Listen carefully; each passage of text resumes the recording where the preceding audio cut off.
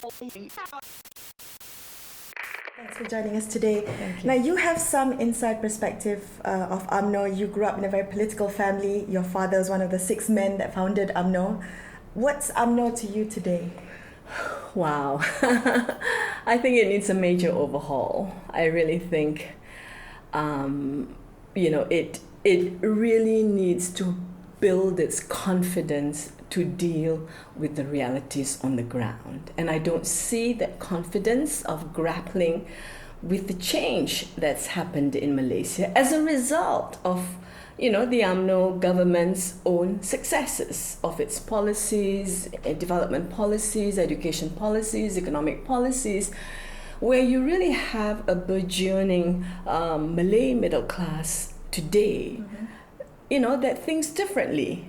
You have a very segmented diverse Malay population. The Malays who want an Islamic state and Sharia law, the Malays who want a modern, democratic, pluralistic state, the Malays who want a Malay-dominated, exclusive state. How do you deal and grapple with these differences within the Malay community today? And really to have a very clear vision, what kind of UMNO to lead what kind of country given the changes on the ground. And I really don't see the party confidently and honestly acknowledging that change has taken place on the ground, and this is what is needed to be done to really deal with the changing and the diverse demands and interests of the Malay community and, of course, Malaysian community, because UMNO as a dominant party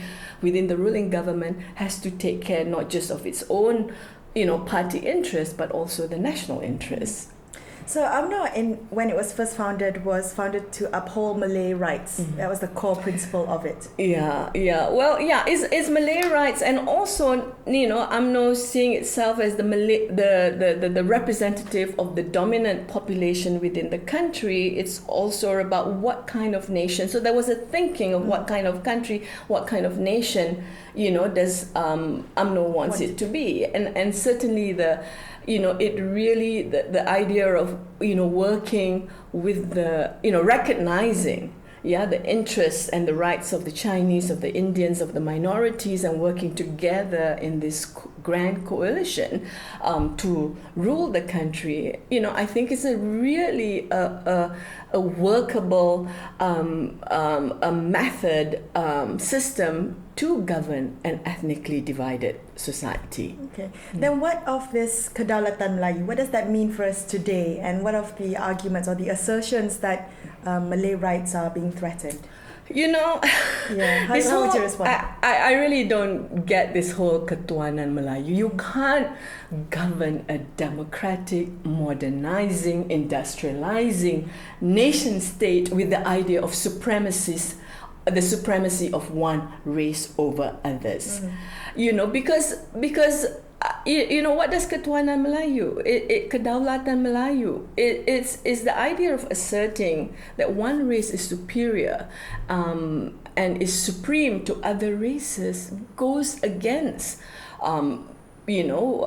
fundamental yearnings of every citizen in a country to be treated as a human being of equal worth and dignity, as a citizen of equal worth and dignity. Yes, I think there is room for arguing for the special position of the Malays in the context of the Malays being the majority of the country, being the country being a Malay, historically a Malay polity, and the Malays historically as a group of people that were discriminated against and that did not participate in the economy, for decades, until, or rather participate actively in the economy and had a very little share of the economy of the country, until the NEP began. So there is some historical justification for that special position of the Malays and the recognition of the historical Malay polity of the land. But I think as the country grows, as the country develops, as the country prospers, as the country becomes more open and becomes more modern, as there's a huge middle class that has emerged with different aspirations, UMNO really has to think, how does it, can the idea of a Ketuanan Melayu, which by the way did not exist in 1957, yeah? But then a lot of people still believe in this and believe that UMNO is the protector of Ketuanan Melayu. No, UMNO wants to think that it is the protector. It was in 1946, yeah, against the attempts by the British to create a Malayan Union, and it was in 1957 where UMNO was the dominant political party, but it is no longer today, So I think this is the existential crisis of UMNO, right. Where it sees itself still as the protector, as the only group that can protect the Malay interests when the Malay community has diverse interests. And it doesn't, the Malay community now, there are many among the Malays who do not see UMNO as the protector of the interest of the whole community, the protector of the Malay business class, the Malay industrial class, yes, but the protector of the Malays in the rural areas who have not seen their standard of living improve, the Malays in the urban poor who struggle, to make a living, those Malays don't see UMNO as a protector because UMNO has been in power since 1957. The educated urban Malay middle class who want more fundamental liberties, who want equality, who want to see more just, a more just society, it no longer sees UMNO as the party that will protect those interests, those diverse interests. Well, the Malay community, what do you make then of politicians nowadays calling for Malay unity, to consider Malay unity above all else? We even had a member of the royal family say this. So what do you make of this rallying cry? Well, it doesn't work, because again, the realities on the ground have changed. Malay unity against what?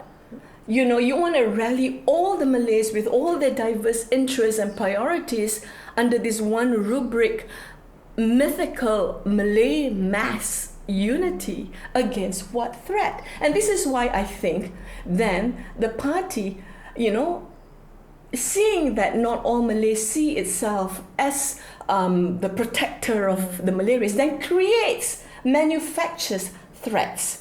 Yeah, so Malay rights under threat, Islam under threat, so that in this way you think you can rally the Malays together because we are under threat. But a common enemy. Yeah, a common enemy. Who is the threat coming from? Your fellow citizens? The Chinese, who are your fellow citizens, the Christians, who are your fellow citizens. There are many Malays who do not buy into the manufactured threats. There are many Malays who are extremely confident of themselves, of where they are today, of where they are going to be in the future.